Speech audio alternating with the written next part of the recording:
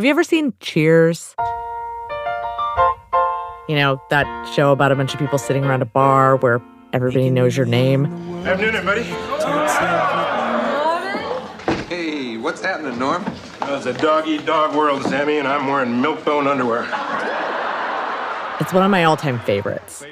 And a lot of what makes it so great has to do with how the characters are almost caricatures of different types of people who all have to learn how to get along. The three most consistent people drinking at that bar are a post officer, an accountant, and a psychiatrist. And they're all great friends. You could not ask for a more blue-collar, middle-class, upper-class, distinction of professions. That's TV critic Emily VanDerWerff. Critic at large at Vox. Cheers is one of my favorite shows ever made. And she told us, of course, that's part of the premise of the show. Throw a bunch of characters from a wide range of classes into a bar, and hilarity ensues. But when you take a closer look at each character's backstory, something unexpected happens. Yeah, I think that if you're going to look for a character in Cheers who is supposed to signify the middle class, it's probably Norm. He works a low-level white-collar job. He's an accountant, but he seems to have enough expendable income to just drink beer all the time. But yes, even Frasier, who is probably making the most money within the Cheers world, is someone we'd probably slot in as middle class, upper middle class. Cliff Clavin's probably lower middle class. Turns out the post officer, the accountant, and the psychiatrist, who come from comically different walks of life, all most likely earn incomes that land them within the bounds of the American middle class.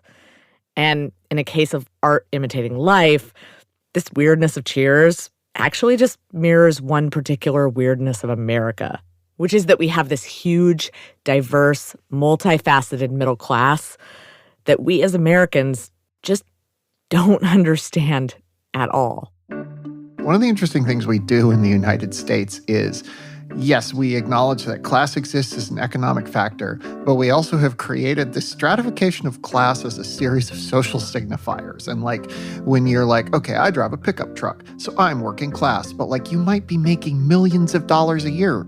You are not working class just because you drive a pickup truck. Right. And yet in the United States, that's often how we understand it, as a series of symbols that are meant to signify your place in the political and social hierarchy. Okay, but why does any of this matter? After all, this is a national security show. Class distinctions and TV commentary aren't necessarily our bread and butter. Well, it matters because, like many politicians over the years, Joe Biden has decided that he is all about this big, amorphous idea of America's middle class. I will equip our people to succeed in the new global economy with a foreign policy for the middle class. In fact, Biden's gone so far as to say that even his foreign policy, not just his domestic policy, will be focused on shoring up this group that we don't really understand. The strategy is new, and it's weird, and it's massive. Apparently, it encompasses everything from bringing green jobs to the Rust Belt to addressing human rights issues in China. But we wondered, how does an American president go about making policy for a group of people that we as Americans tend to get so wrong? So we decided we're going to spend this whole season picking apart his middle-class-oriented foreign policy and trying to make it all make sense. First, by trying to make sense of America's middle class. Today on Things That Go Boom, we ask what or who is the American middle class, and whether or not that's the same group of people that Biden has in mind for his policies. Stay with us.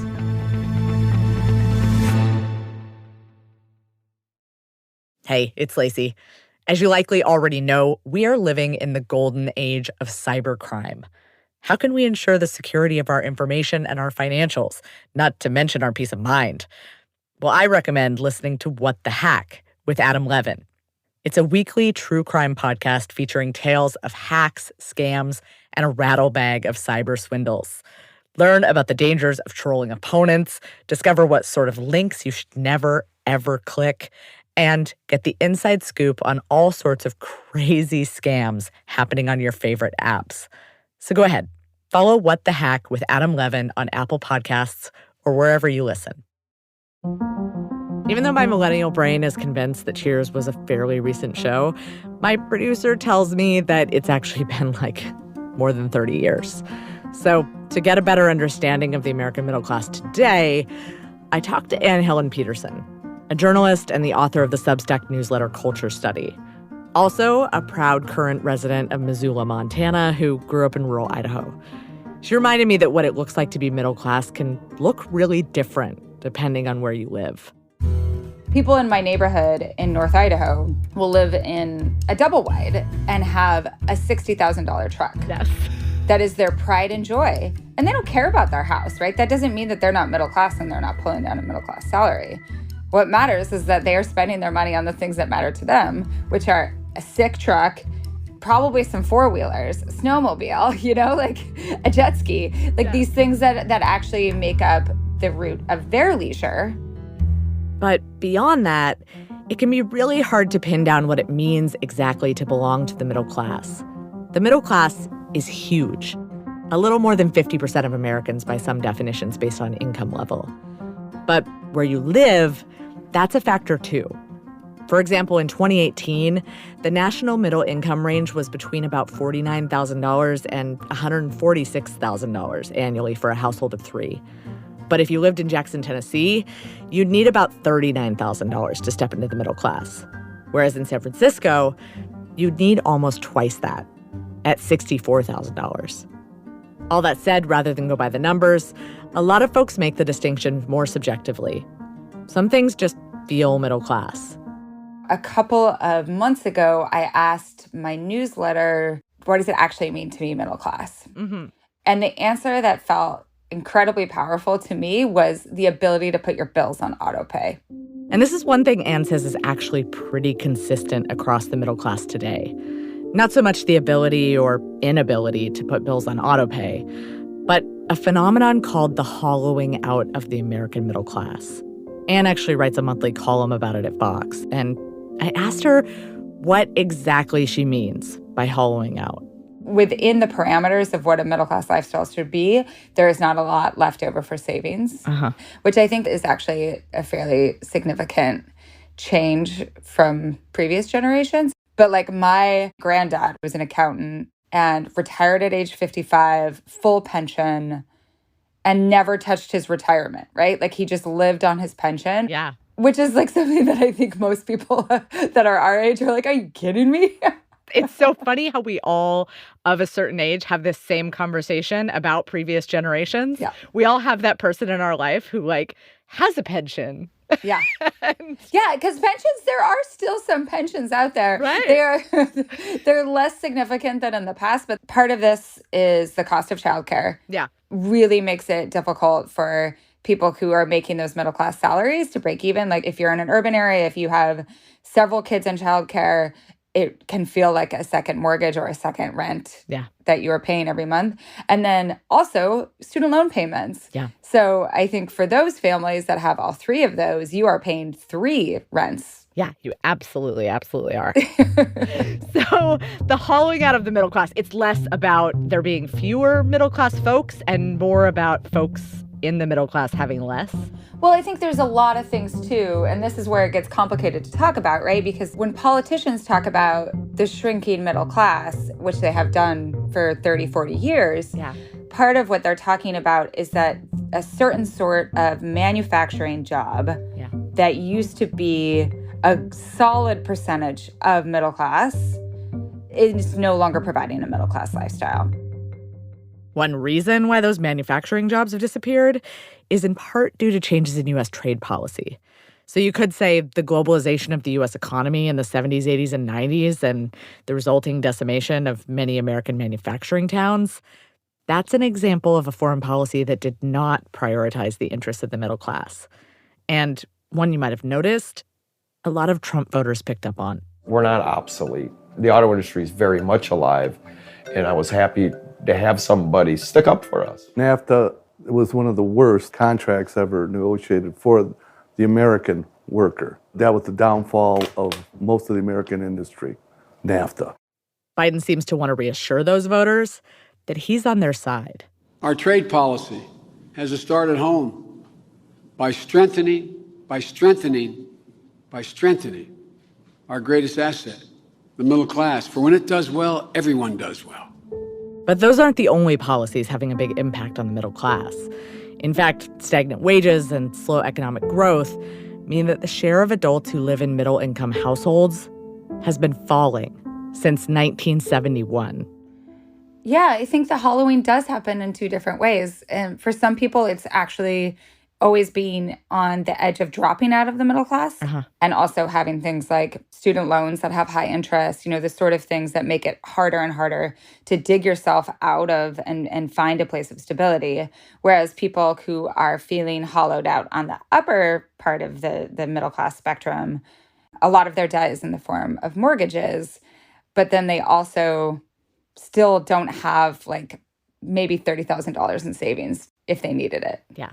They're just very much, they're house poor, they're childcare poor, they're loan poor, those phrases that we use to describe when someone has capital, but they don't necessarily have money to spend. At this point, you might be thinking, okay, I get how trade policy might be foreign policy for the middle class, but what does any of this domestic stuff, things like student loans and mortgage debt, what does that have to do with foreign policy? Well, if you're the Biden administration, you believe that these things are one and the same. We know that economic security is national security. That supporting folks at home will also help us overseas. And you believe that's actually a key part of the foreign policy puzzle that we've been missing all this time. So that big infrastructure bill that you thought was all about us? Nope. It's actually about standing up to our greatest adversaries, like China, by making our population at home stronger and more resilient, and by doing a better job of walking the kind of talk that we're famous for. Talk about democracy and human rights and so-called American exceptionalism, which, on its face, might sound a little bit like Biden trying to pick up some of Trump's old voters with a little bit of America first. And there are a few similarities, on trade, for instance. But there are some key differences, too. And one of those differences is in the types of investment that we can already see the administration has proposed. What strikes me as affirming about the way that the Biden administration is going about this is that they are actually trying to introduce and pass policy that will shore up all of these different factions of the middle class. Yeah. I really like thinking about the childcare portion of this puzzle because I think that it's such a great example of how when you shore up this industry, what it does is not only decreases the burden on families, and particularly on families that are in that lower part of the middle class, but it also helps make those workers in that field middle-class workers. Because before, you have an entire industry where the vast majority of people who are working in it are not making a living wage. And they are supported in various means by governmental assistance programs. And the vast majority of them are women. Vast majority are women. And the majority of them are Black and brown women. She says if you're serious about shoring up the middle class, and especially about making the middle class a more equitable place, then that's a big part of the puzzle. And that equity piece, it's really important. Because from a foreign policy standpoint, making the middle class a more equitable place isn't just about addressing America's longstanding racial divide, though that should be enough on its own. Racial injustice is also an issue at the core of America's domestic instability, one that comes up again and again and again in conversations with our adversaries, who, right or wrong, have been known to see our calls for human rights abroad as hypocritical. The U.S. does not have the qualification to say that it wants to speak to China from a position of strength. Addressing our racial divide in the eyes of a lot of the world is a big part of walking our talk. A confident country is able to look hard at its own shortcomings and constantly seek to improve. And that is the secret sauce of America. We'll be a much more credible partner because of these efforts to shore up our own foundations. The problem is that lifting up the whole middle class in an equitable way, well, it's not so simple. Because the middle class is really big. And race continues in so many ways to be our country's Achilles heel. It doesn't escape us that Cheers, like many classic American sitcoms, is all white. What do you think that people get the most wrong when they think about the American middle class? I think that a lot of the thinking is really about the white middle class. Yeah. And so something like the drastically different experience for the Black middle class is incredibly instructive here. Coming up. When we talk about the middle class, so often, especially in American policy, we are not discussing the Black middle class. After the break.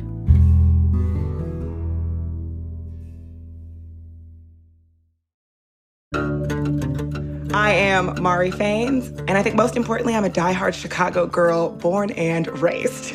I went to Colgate University for undergrad. I would class myself as a racial and diversity activist in all of my life work outside of, my day job. But, I'm a sister, I'm a daughter, a nationally recruited volleyball player, and really I'm just here for all things equity. That's who I am. My freshman year at Colgate, when I was sitting in our modernities class and we were studying W.E.B. Du Bois in the middle class, and I was sitting in the back of the class and a girl raised her hand and said, "I don't believe that Black people can be a part of the middle class."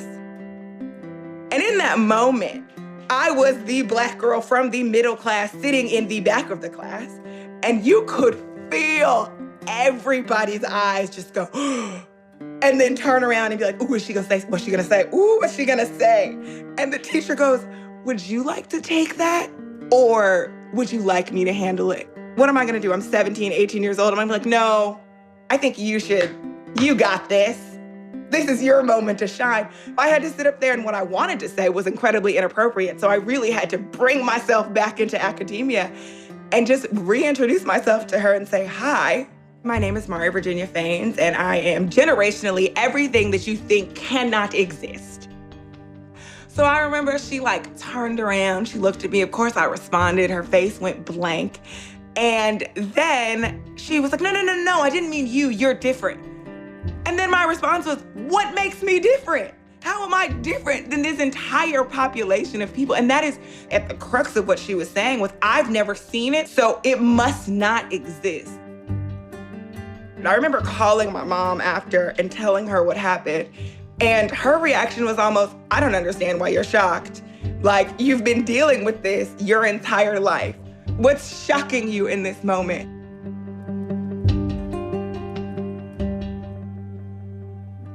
Like Mari's mom, some sociologists wouldn't find Mari's story especially surprising.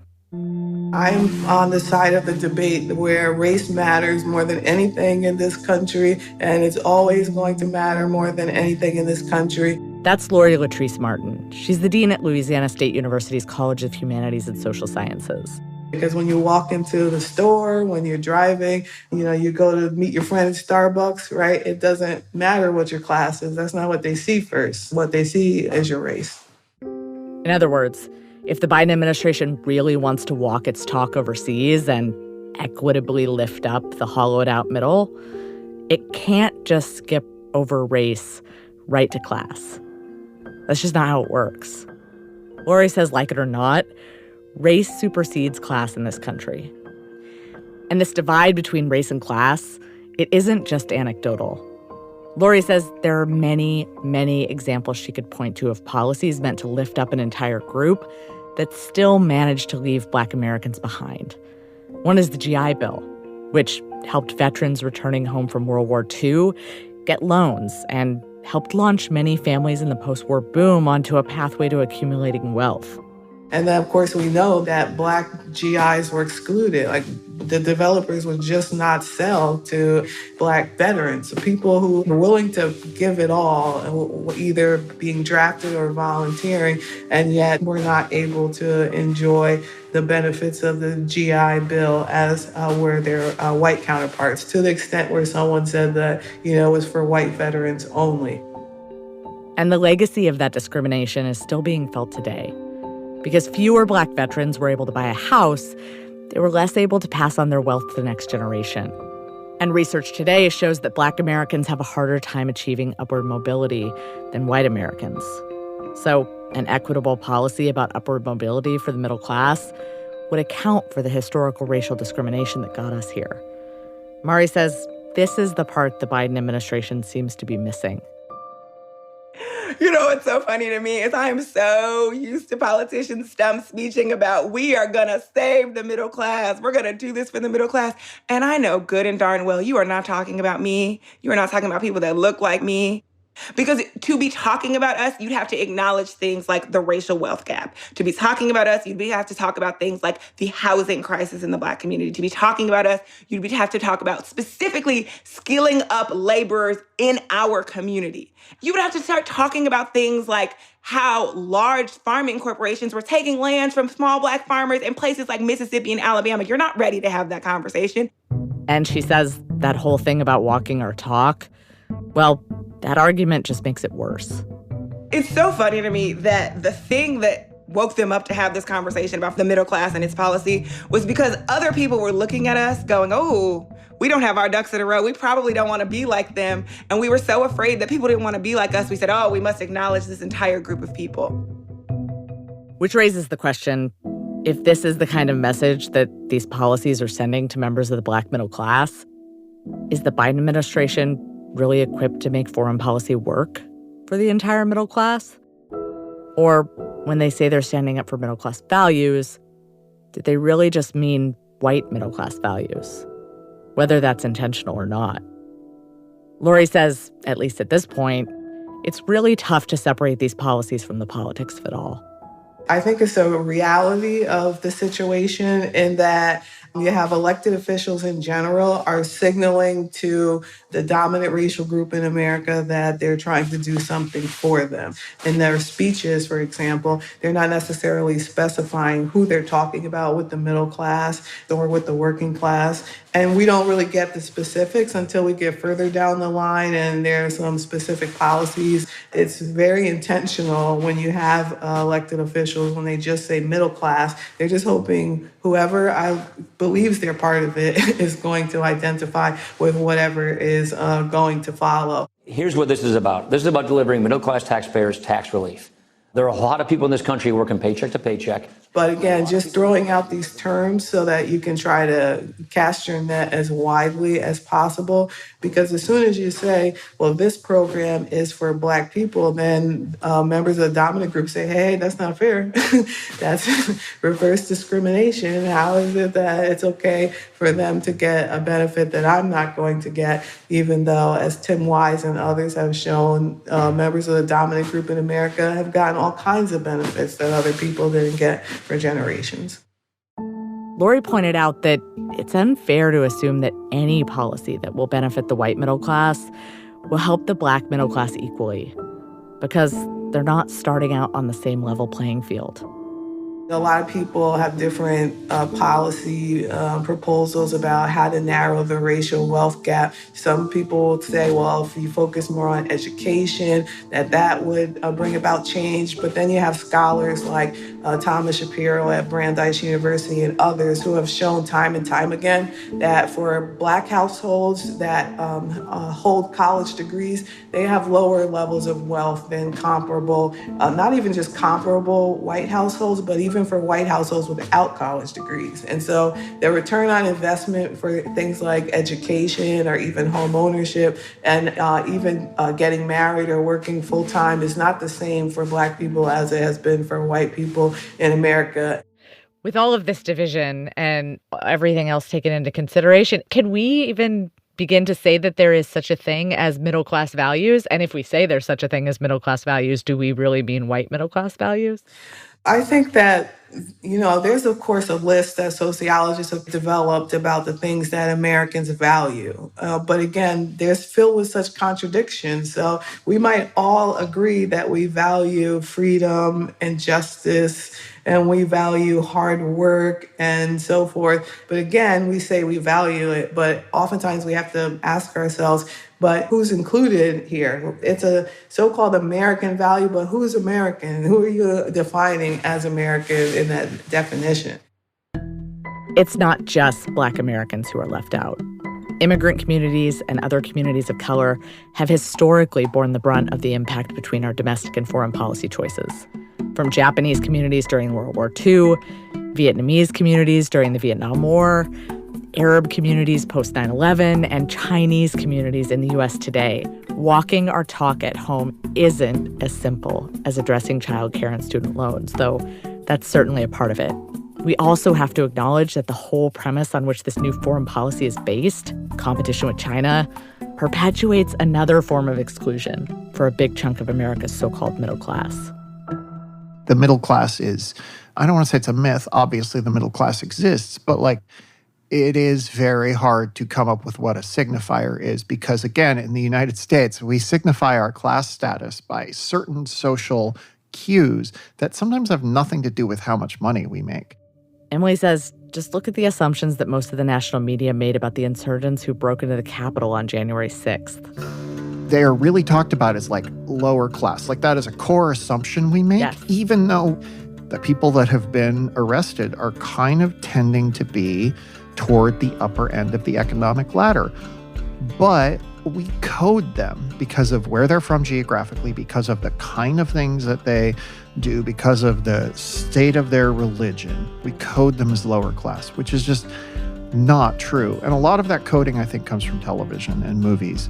It just is it is a kind of authenticity that isn't real. This is reaching back a little bit, but George W. Bush was always coded as blue collar when he was literally extremely rich. He went to Yale. Yes. He lived a version of blue collar authenticity that people bought, but it was a performance, He had an accent. Class in the United States is a performance. That's how we handle it. And that's perhaps why it makes sense to talk about it on television where everything is a performance, but class is a performance. So, is Biden's foreign policy for the middle class just a performance too? We set out to understand what defines this American middle class that Biden is trying to support with this foreign policy. And what we found is that the middle class is very hard to pin down. It's a shifty term, which was confusing until it wasn't. The expansiveness of the term is exactly why politicians find it useful.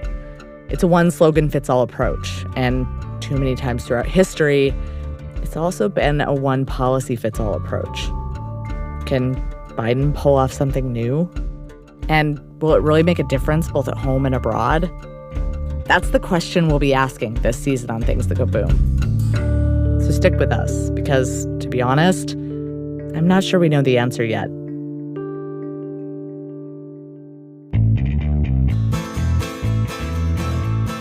Things That Go Boom is produced by Inkstick Media and distributed by PRX. This episode was produced by Emily Vaughn and me.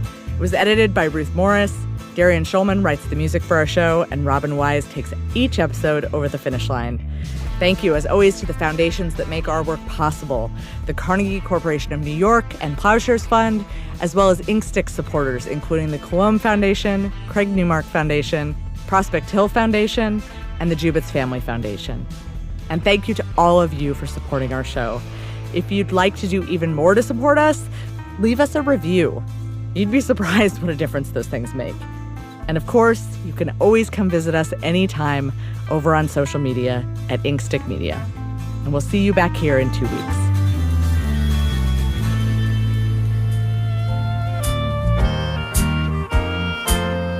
Things That Go Boom is filmed before a live studio audience. Weirdly, Woody in that show is probably lower middle class, yet he's played by Woody Harrelson. So we're sort of oh yeah, he's got great hair. He must be very he's very rich. Fancy. Yeah, but Woody's a farm boy. Yeah. What a weird show.